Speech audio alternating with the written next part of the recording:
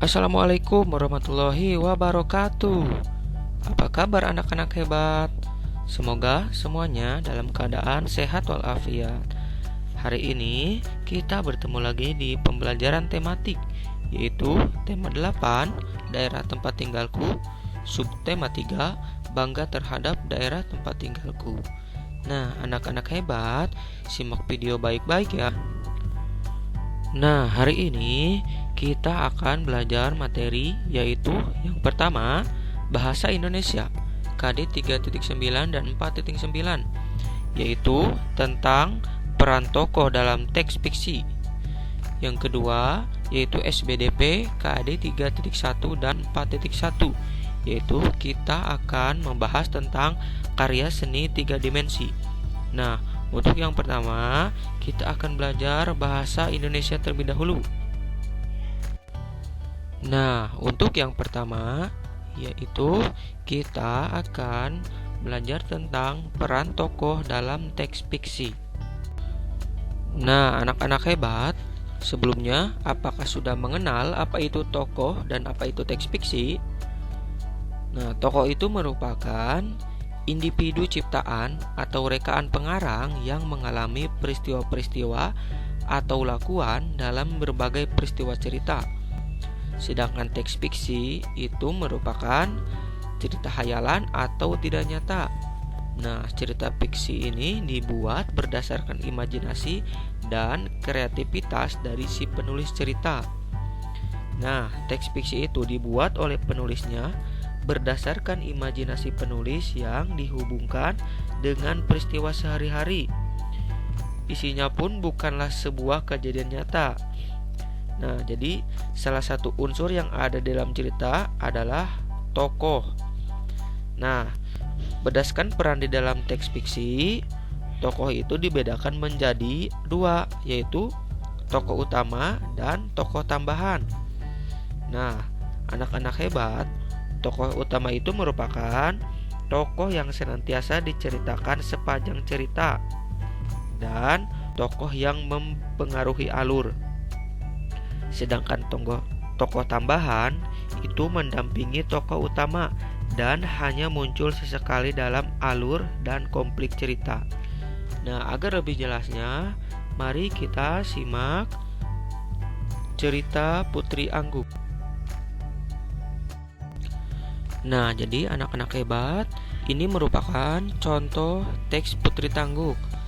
Nah, anak-anak hebat bisa membaca teks Putri Tangguk ini di buku halaman 62 atau di Google. Nah, jadi pada intinya Putri Tangguk itu merupakan seorang petani yang memiliki sawah yang berbeda dari biasanya. Nah, jadi sawahnya itu dapat menumbuhkan padi dengan sangat cepat. Nah, jadi Putri Tangguk itu dapat memanen berkali-kali. Nah, di suatu ketika Putri Tangguk itu terpeleset.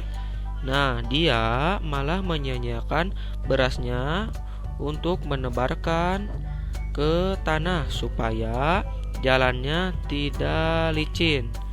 Nah, seketika sampai di rumah, Putri Tangguk itu dia bermimpi bahwa telah didatangi oleh kakek-kakek.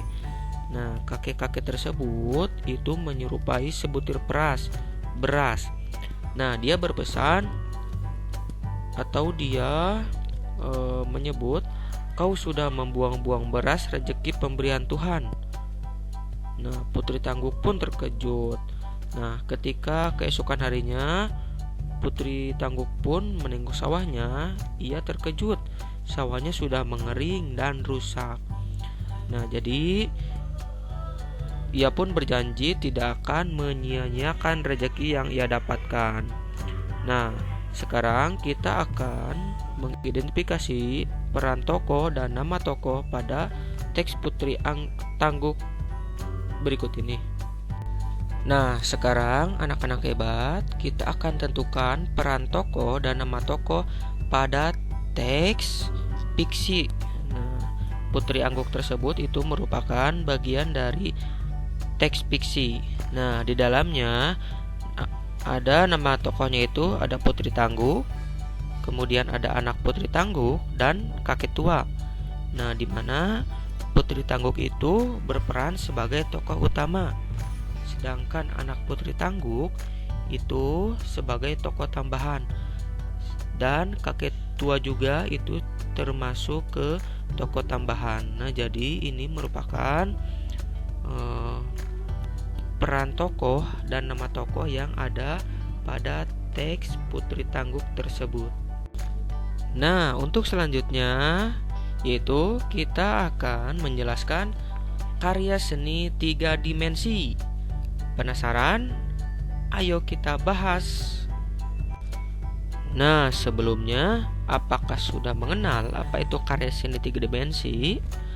Karya seni 3 dimensi itu merupakan karya seni yang memiliki panjang, lebar, dan tinggi.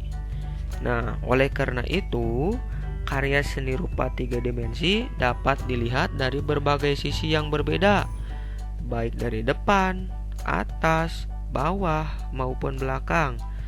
Nah, salah satu contoh karya seni 3 dimensi itu adalah patung. Nah, anak-anak hebat, karya seni 3 dimensi itu terbagi menjadi 5 bentuk benda yang ada di sekitar. Nah, yang pertama itu ada benda bebas. Benda bebas itu merupakan benda yang memiliki bentuk tidak beraturan, namun memiliki volume. Contohnya bebatuan, buah-buahan, dan pohon. Kemudian yang kedua adalah benda berbentuk kubus. Nah, benda berbentuk kubus ini merupakan benda yang memiliki bentuk menyerupai kubus atau balok. Contohnya kotak pensil, lemari, dan bak penampung air. Kemudian yang ketiga yaitu benda berbentuk tabung. Nah, benda berbentuk tabung ini yaitu benda yang memiliki bentuk tabung. Contohnya gelas, botol, mangkuk, dan vas bunga. Yang selanjutnya yaitu benda berbentuk bola. Nah, benda berbentuk bola merupakan benda yang memiliki bentuk menyerupai bola dan dapat menggelinding ke segala arah. Contohnya bola sepak, bola bekel, dan kelereng. Kemudian yang terakhir itu ada benda berbentuk limas. Nah, benda berbentuk limas merupakan benda yang mempunyai alas berbentuk segi N, yaitu segitiga, segi 4, atau segi 5, dan bidang sisinya tegak mempunyai bentuk segitiga. Contohnya piramida dan kemasan makanan. Nah, setelah kita mengetahui apa itu karya 3 dimensi, sekarang kita akan membuat sketsa 3 dimensi. Nah, sebelumnya Bapak akan jelaskan apa itu benda 3 dimensi dan apa itu menggambar benda 3 dimensi. Nah, benda 3 dimensi itu merupakan benda-benda yang mempunyai ruang seperti kendi, ember, lemari, gelas, dan botol.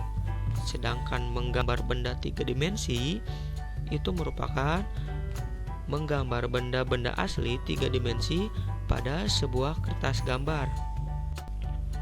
Nah, sekarang bagaimana langkah-langkah membuat sketsa 3 dimensi? Langkah-langkahnya yaitu yang pertama, siapkan pensil, kertas, dan kendi yang akan digambar. Kemudian, gambarlah sketsa kendi pada kertas. Selanjutnya, tebalkan garis-garis sketsa untuk memperjelas gambar kendi tersebut.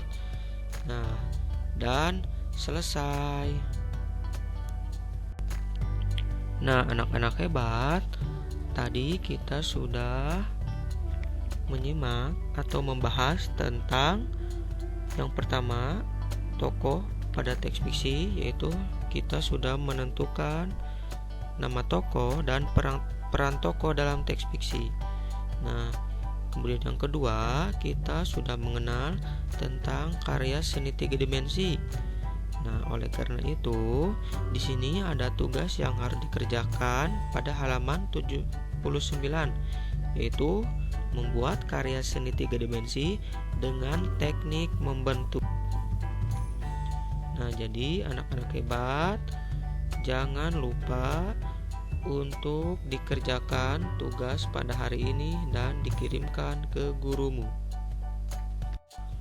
Oke, anak-anak hebat, terima kasih sudah mengikuti pembelajaran pada hari ini. Nah, jangan lupa tetap jaga kesehatan dan selalu semangat walaupun belajar di rumah. Terima kasih. Wassalamualaikum warahmatullahi wabarakatuh.